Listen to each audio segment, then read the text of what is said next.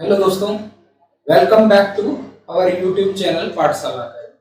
दोस्तों, class 11th हम पढ़ रहे हैं, क्लास 11 फिजिक्स। उसके अंदर फर्स्ट चैप्टर कंप्लीट कर लिया था और सेकंड चैप्टर की एक वीडियो हम ऑलरेडी अपलोड कर चुके हैं, जिसके अंदर जो different type of fundamental quantities थी और उनकी यूनिट थी। ठीक है, तो कोई भी एक्सपेरिमेंट हम करते हैं या किसी भी क्वांटिटी को मेजर करते हैं तो उसके अंदर कुछ ना कुछ एरर अवश्य ही आता है। ठीक है, वो अलग अलग प्रकार से हो सकता है, अलग अलग कारणों की वजह से हो सकता है। ठीक है, तो इससे जुड़ी हुई दो टर्म है, उनको हम पहले देखते हैं कि ये टर्म क्या क्या है। पहली टर्म है दोस्तों एक्यूरेसी। ठीक है, एक्यूरेसी को आप हिंदी में बोलेंगे तो शुद्धता बोल सकते हैं, शुद्धता या सटीक। ठीक, शुद्धता या सटीक। अब इसका क्या मतलब कि एक्यूरेसी या एक्यूरेट। एक्यूरेट का मतलब क्या होता है? किसी व्यक्ति को एक्यूरेट कब बोलते हैं या किसी कार्य को एक्यूरेट कब बोलते हैं? जो कार्य हम चाहते हैं अगर वैसा ही कार्य हो जाता है तो उसको एक्यूरेट बोल देते हैं। या फिर कोई एक्सपेरिमेंट हम कर रहे हैं, ठीक है, मान लिया हमें लेंथ मेजर करनी है किसी चीज की, ठीक है, उसकी लेंथ 4 मीटर है। आगे बात सुनो, लेंथ 4 मीटर हम मेजर करते हैं तो जो मेजर्ड वैल्यू है हमारी, मेजर्ड वैल्यू है वो आगे वो 3.9999, ठीक है, या फिर आप मान लीजिए 4.000001। तो ये चीजें क्या है दोस्तों? एक्यूरेट। इनको एक्यूरेट बोल सकते हैं। क्यों? क्योंकि ये वैल्यू है, ये लगभग 4 के आसपास ही है, मतलब क्लोज है। तो एक्यूरेसी क्या होती है दोस्तों? कि जो आपकी ट्रू वैल्यू है और आपकी जो मेजर्ड वैल्यू है वो कितना आसपास है, मतलब how close is the how measured value to the true value. कि जो मेजर्ड वैल्यू है वो ट्रू वैल्यू के कितना आसपास है, उसको बोलते हैं एक्यूरेसी। ठीक है, फिर बात आती है जी प्रिसीजन की। प्रिसीजन क्या होता है? ठीक है दोस्तों, प्रिसीजन या परिशुद्धता बोलते हैं इसको। अब देखो, किसी चीज की वैल्यू है 3.5, ठीक, 3.5, या फिर आगे की और डेसिमल से आगे और डिजिट ले लेते हैं 578 कि ट्रू वैल्यू हमारी कितनी है? 3.578। ठीक है, अब किसी चीज का प्रिसीजन यानी किसी इंस्ट्रूमेंट का प्रिसीजन है वो 0.1 सेंटीमीटर, ठीक है, ये हो गया मीटर। 0.1 सेंटीमीटर है किसी का प्रिसीजन, ठीक है, या 0.1 सेंटीमीटर है, तो वो क्या करेगा दोस्तों? वो मापेगा या तो 3.5 मापेगा या फिर मापेगा 3.4, ठीक है। इससे आगे प्रिसीजन का मतलब क्या होता है दोस्तों? अगर दो वैल्यू आसपास हैं, ठीक है, यानी ये 3.5 के बाद सीधा 3.4 को ही मेजर करेगा। अब किसी का प्रिसीजन मान लिया 0.01 ये मीटर है, तो वो क्या करेगा? वो मापेगा 3.56। अब यहाँ पर 3.56 है और 3.57 है, वो इसमें भी अंतर कर देगा। आगे बात सुनिए, रेजोल्यूशन का मतलब होता है, प्रिसीजन का मतलब क्या होता है कि कितने अच्छे रेजोल्यूशन से आपने किसी चीज को मेजर किया। रेजोल्यूशन का मतलब होता है दोस्तों कि जो दो आसपास की चीजें हैं, मान लिया कि 3.578 और 3.567, तो इन दो चीजों को कितना आसानी से अलग कर सकता है। ठीक है, ये जो नंबर है ये आसपास है, ठीक है, क्योंकि देखो डेसिमल के बाद यहाँ पे 5 है, यहाँ पे 5, यहाँ 7 है, 8 है, यहाँ 6 8 है, तो इन दोनों के बीच में डिफरेंस कितना हो गया? 0 और 1 1, ठीक है, 0.011। आगे जो क्वांटिटी मीटर में है सेंटीमीटर में वो लगा देंगे, ठीक है। तो इन दोनों के जो बीच में ये दो अंक है, इन दोनों के बीच में इतना डिफरेंस है, इतना सा डिफरेंस है। ये क्वांटिटी बहुत स्मॉल है ये क्वांटिटी। तो इन दोनों के बीच में जो अंतर स्पष्ट कर पाएगा इंस्ट्रूमेंट, उसकी रेजोल्यूशन बेटर होगी, ठीक है। यानी कितना दो आसपास वाली चीजों को कोई इंस्ट्रूमेंट अलग कर पाता है, उनको बोलते हैं उस इंस्ट्रूमेंट की रेजोल्यूशन, ठीक है, रेजोल्यूशन पावर। आगे बात सुनिए, जैसे ये दो नंबर आसपास है बिल्कुल, अगर कोई इंस्ट्रूमेंट इन दो नंबर को बिल्कुल अलग अलग दिखा देगा, यानी मेजर करते टाइम इन दो नंबर्स को अलग अलग दिखा देगा, तो उसका रेजोल्यूशन बेटर है। अगर किसी का रेजोल्यूशन अच्छा नहीं है तो क्या बताएगा, दोनों ही क्वांटिटी को क्या बताएगा, 3.5 और 3.5, ठीक है। अगर कोई अच्छा इंस्ट्रूमेंट है तो इसकी वैल्यू ये बता देगा और इसकी वैल्यू ये बता देगा, यानी अलग अलग कर दिया ना। और जिसकी रेजोल्यूशन बेटर नहीं होगी वो दोनों ही केस में क्या बताएगा, 3.5। आगे बात समझिए, तो प्रिसीजन क्या होता है दोस्तों, जो रेजोल्यूशन है वो कितना अच्छा है, मतलब how good is the resolution of measurement, यानी जो आपने मेजरमेंट किया है उसका रेजोल्यूशन कितना अच्छा है, उसको बोलते हैं प्रिसीजन, यानी परिशुद्धता। आगे बात समझिए, आई होप रेजोल्यूशन आपको समझ में आ गया कि रेजोल्यूशन में और एक्यूरेसी में क्या अंतर है। अब बात करते हैं एरर्स की, यानी एरर क्या होता है दोस्तों, एरर होता है जब आप किसी भी चीज को मेजर करते हैं, किसी भी क्वांटिटी को, तो जो उसकी ट्रू वैल्यू होती है और जो उसकी मेजर्ड वैल्यू होती है उसके अंदर कुछ ना कुछ फ्लक्चुएशन यानी कुछ ना कुछ, या तो उसकी वैल्यू ज्यादा हो सकती है या वैल्यू कम हो सकती है। तो जो ट्रू वैल्यू और मेजर्ड वैल्यू का डिफरेंस है उसको बोलते हैं एरर, ठीक है। ट्रू वैल्यू और मेजर्ड वैल्यू का जो डिफरेंस है उसको बोल सकते हैं आप एरर, उसको आप बोल सकते हैं एरर, यानी उसके अंदर गलती, क्या गलती है, एक्सपेरिमेंट जो हमने किया है या मेजरमेंट जो किया है उसके अंदर क्या गलती है, उसको बोलते हैं एरर। अब एरर होते हैं वो दो टाइप के होते हैं, एरर भी अलग अलग वजह से हो सकती है, एरर अलग अलग वजह से हो सकती है। अब एरर दो तरह के होते हैं, ठीक है। एरर के टाइप कौन कौन से हैं दोस्तों, एक है सिस्टमैटिक एरर, सिस्टमैटिक एरर, ठीक है, सिस्टमैटिक और रैंडम।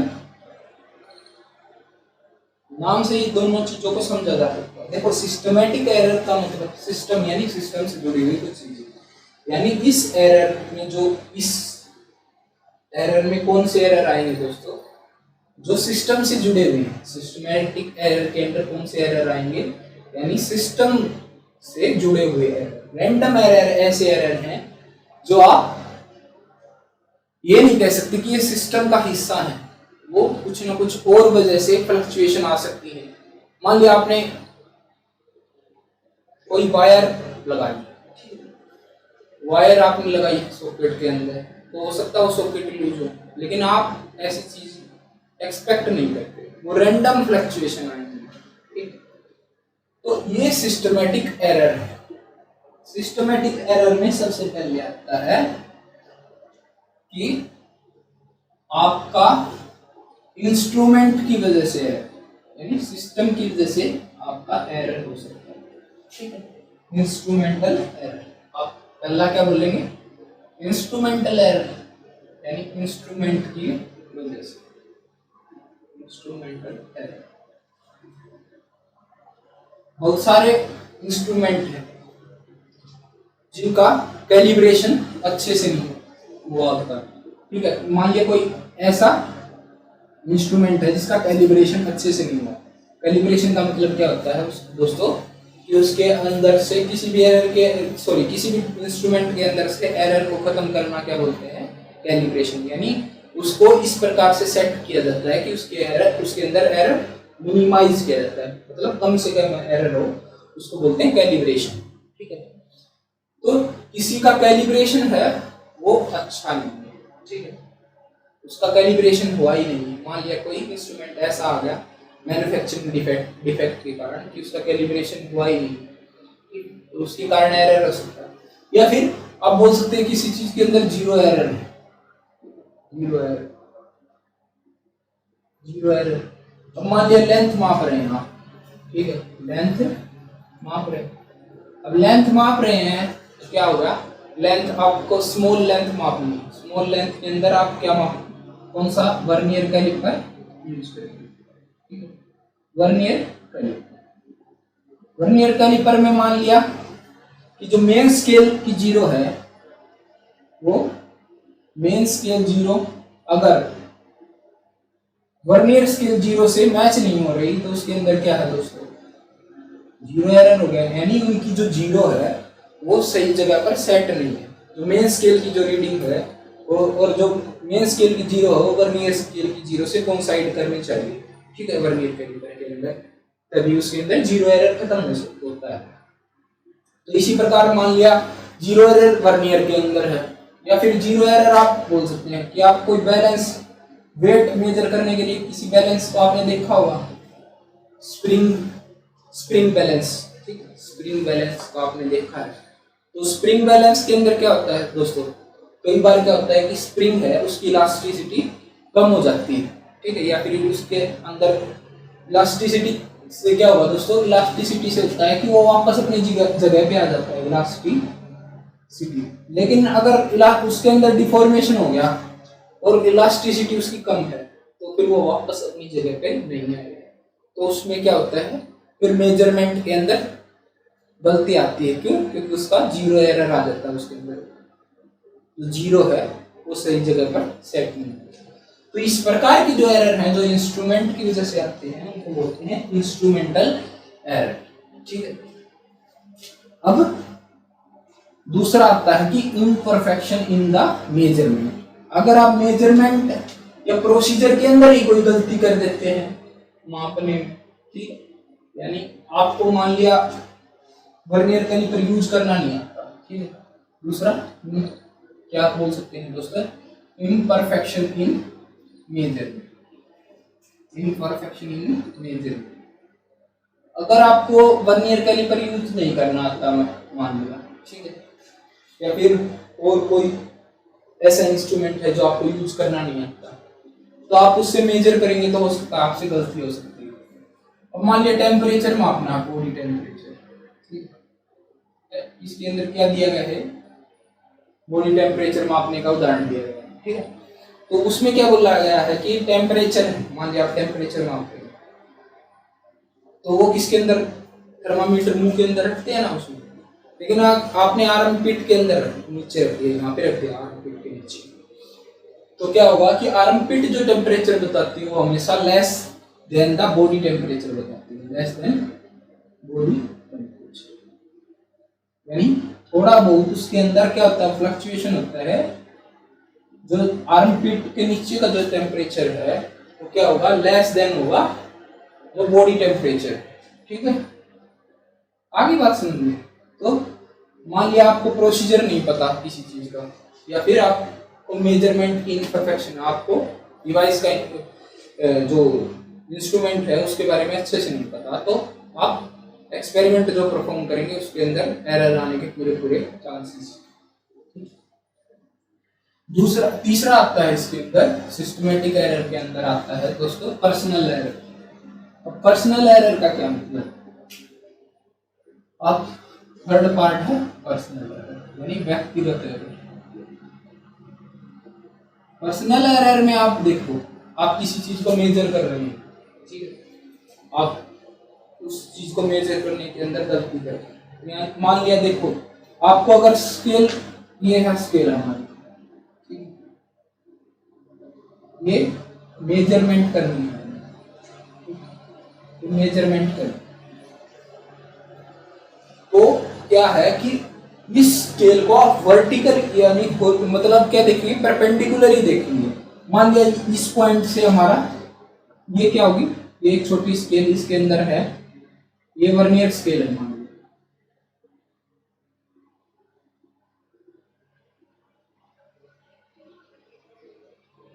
ये वर्नियर स्केल है अंदर वाली, ठीक है। तो आप बराबर से देखे, जैसे मैं लेफ्ट से देख रहा हूँ, देखो जैसे लेफ्ट से देख रहा हूँ, अब तो मुझे क्या है कि कोई और पॉइंट कौन साइड होता दिखाई देगा, और राइट से देखूंगा तब कोई और पॉइंट कौन साइड होता दिखाई देगा, ठीक है। ऐसा क्यों होता है दोस्तों? ऐसा होता है पैरेलैक्स के कारण, यानी पैरेलैक्स अगर एरर है किसी चीज के अंदर तो ये चीज हमें होती दिखाई दे सकती है। दूसरा क्या है, अगर पैरेलैक्स एरर से हो सकता है, या फिर आप मेजरमेंट के अंदर कोई गलती करें तो उससे ये चीज हो सकती है।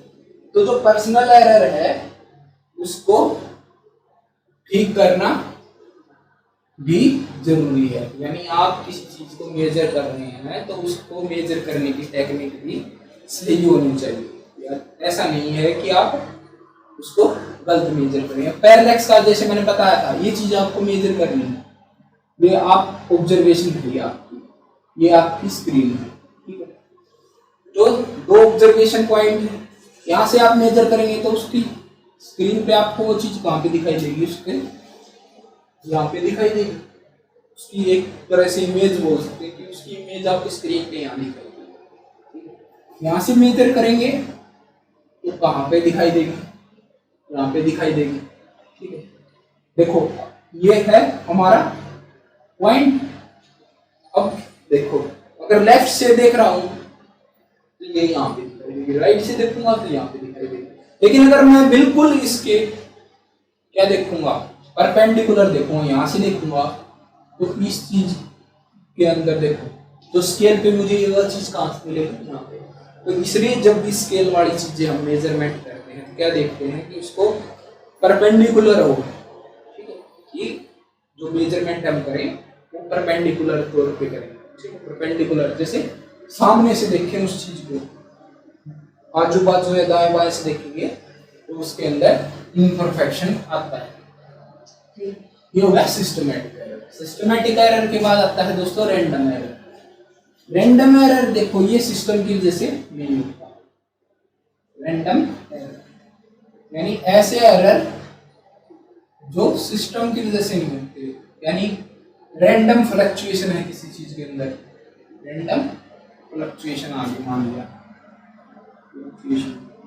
या फिर ऐसी कोई चीज जो आपने एक्सपेक्ट ही नहीं की, ठीक, या फिर टेम्परेचर की वजह से देख लिया, टेम्परेचर हो गया कहीं पर, टेम्परेचर ज्यादा है तो कहीं पर मान लिया प्रेशर की कंडीशन अलग अलग है, टेम्परेचर और प्रेशर, क्या होगा वहां पे ये दोनों जो रैंडम एरर है उनके आने के चांसेस ज्यादा होते हैं। सो दोस्तों रैंडम फ्लक्चुएशन है जैसे, या फिर टेम्परेचर प्रेशर के कारण कंडीशन चेंज हो जाती है, तो उस केस के अंदर मान लिया आप थर्मामीटर का यूज कर रहे हैं, ठीक है, इस चीज का बॉइलिंग पॉइंट मापना, तो आपको उस चीज को मान लिया हीट अप करेंगे और टेम्परेचर मापना, टेम्परेचर आप माप रहे थर्मामीटर का यूज करके,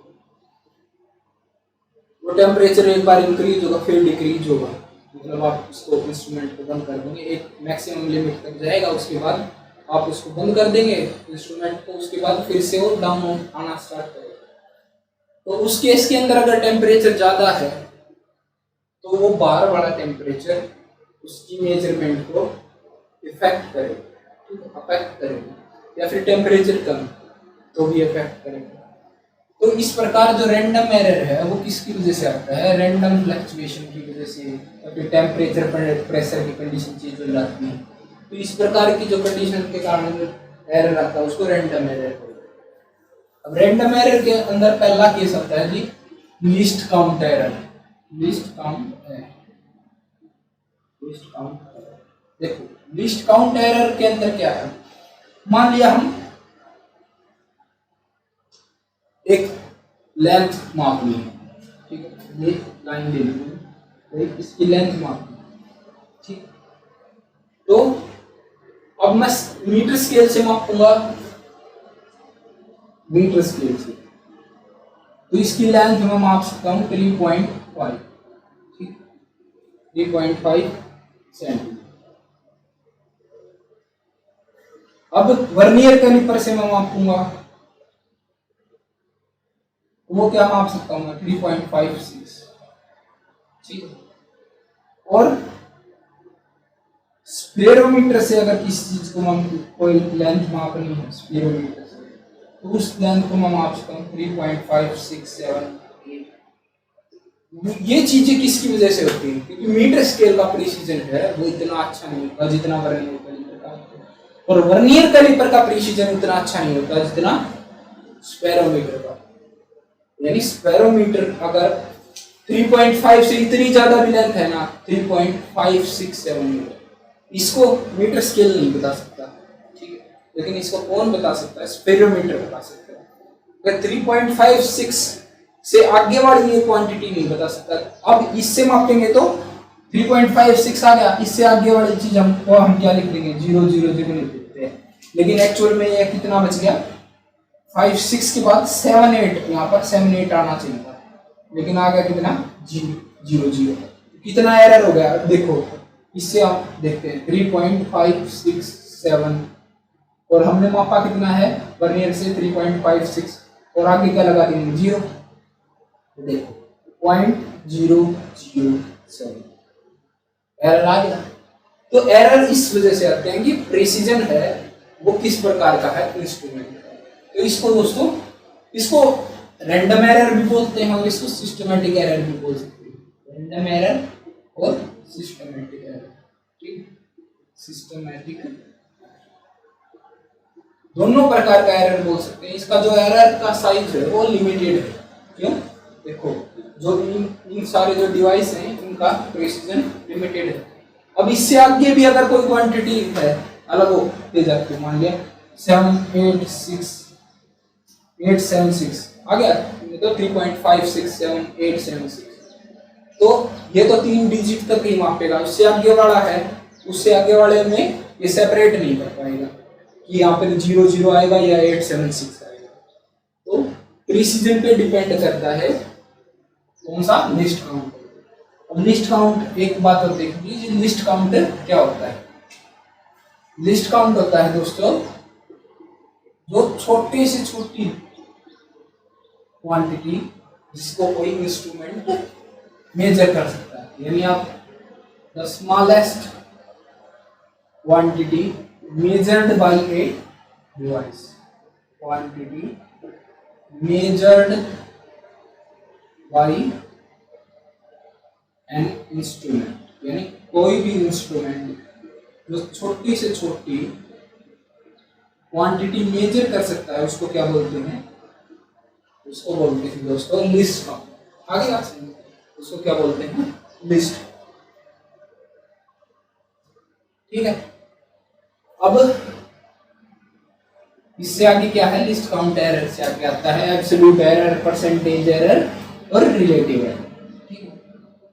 एब्सोल्यूट एरर, परसेंटेज एरर और रिलेटिव।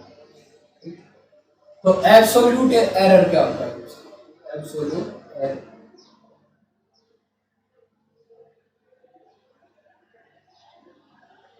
एब्सोल्यूट एरर दे, जैसे हमने कोई एक्सपेरिमेंट किया, ठीक, एक ही एक्सपेरिमेंट में 5 बार करता हूं, A1 A2 A3 A4 ठीक है, A1 A2 A3 A4 ये 5 बार मैंने एक्सपेरिमेंट किया और 5 बार मेरी अलग अलग वैल्यू आई। आगे बात सुनो, तो अब मैं सारी वैल्यू है उनका मीन लूंगा। कैसे? A1 प्लस में A2 प्लस में A3 प्लस में A4 प्लस में A5 और डिवाइडेड बाय, ये क्या आ गया दोस्तों? A mean. यानी A मीन, मीन का मतलब क्या होता है? अर्थमेटिक मीन लिया है। अर्थमेटिक का मतलब होता है प्लस करके डिवाइड, ठीक। जितनी क्वांटिटी है उन सबको ऐड कर दिया और जितने नंबर ऑफ क्वांटिटीज है, देखो सारी क्वांटिटी ऐड कर दी और नंबर ऑफ क्वांटिटीज कितनी है 1 2 3 4 5 से कर, इसको बोलते हैं अरिथमेटिक मीन। तो ये आ गया मेरा अरिथमेटिक। अब अरिथमेटिक मीन को क्या माना जाता है दोस्तों कि जब हम experiment number of time experiment करते हैं मल्टीपल टाइम, तो जो अरिथमेटिक मीन निकालते हैं वो लगभग जो ट्रू वैल्यू है उसके आसपास आता है। क्यों? क्योंकि हो सकता है ये इसके अंदर ओवर एस्टिमेट होगी वैल्यू, ओवर एस्टिमेट मतलब ट्रू वैल्यू से थोड़ी बहुत ज़्यादा आ गई, इसके अंदर कम आ गई, और इसके अंदर ज़्यादा इसके अंदर कम, तो दोनों मिलके जब मीन निकालेंगे ना तो इसमें जो कम है वो इससे कम, इसकी ज़्यादा से कंपनसेट होगी, इसकी जो कम है ये इसकी ज़्यादा से कंपनसेट हो जाएगी, तो लगभग ट्रू वैल्यू के आसपास वैल्यू मिलती है मीन वैल्यू। अगर किसी चीज़ की ट्रू वैल्यू हमें नहीं पता है मान लो, तो उसको क्या कर देंगे, ए मीन में से इंडिविजुअल वैल्यू मान लिया A1 घटा दिया, तो ये क्या आ गया हमारा एब्सोल्यूट एरर। तो एब्सोल्यूट एरर बाय डेफिनेशन देखेंगे तो क्या हो गया कि true value minus individual value of an experiment is called absolute error. अब अगर किसी चीज की ट्रू वैल्यू नहीं पता है तो ए मीन से कर देंगे, या फिर क्या करेंगे, इसके ट्रू वैल्यू पता है तो ट्रू वैल्यू माइनस में इंडिविजुअल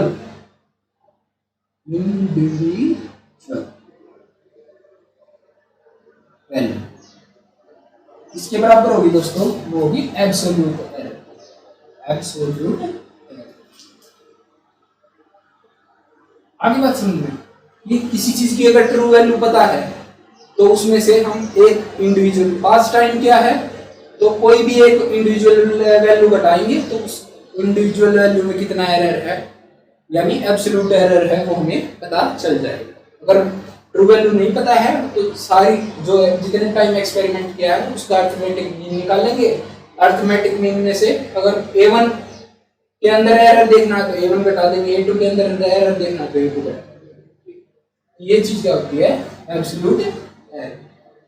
ठीक, और ये जो एरर आएगा दोस्तों वो किसके अंदर आएगा, मोड्स।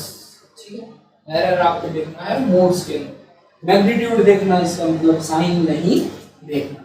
मोड लगा दिया तो क्या मतलब है, इसका साइन नहीं देखना, इसकी जो वैल्यू हमेशा पॉजिटिव रहेगी।